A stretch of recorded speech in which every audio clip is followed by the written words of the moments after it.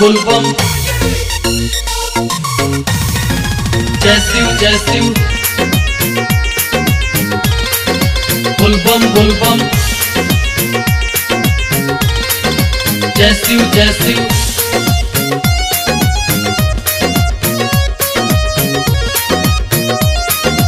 प्रेम से बोलो देवघर वाले बाबा की।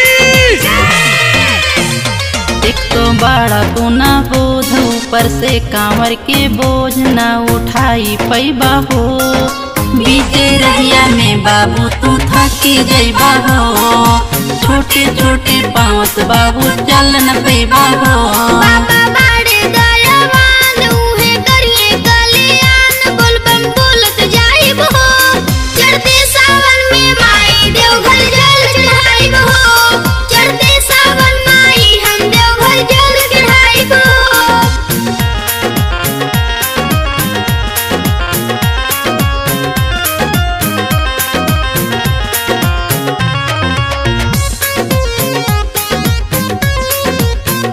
गुलबम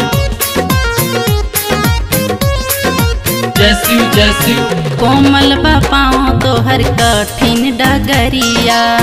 डेंजर लगेला बाबू सुइया पहाड़िया। डेंजर लगेला बाबू सुइया पहाड़िया। ए माई चिंता तू कइला छोड़ा।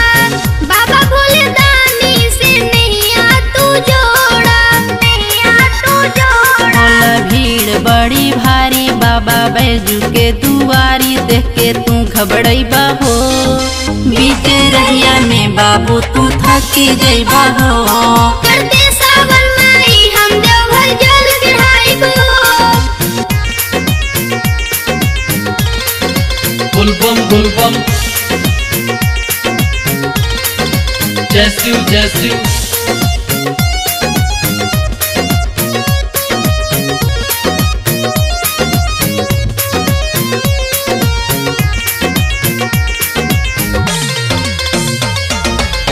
पांडे चंदन अनिस काला पूजाई। गाँव ही शिवाला पर जलवा चढ़ाई। गाँव ही शिवाला पर जलवा चढ़ाई। गुलशन गुलाब माई जातारे साथ हो। कृपा बरसई है हम पे बाबा भोलेनाथ हो।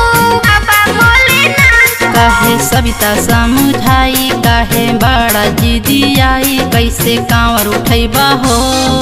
बीते रहिया में बाबू तू थकी जइबा हो। चढ़ते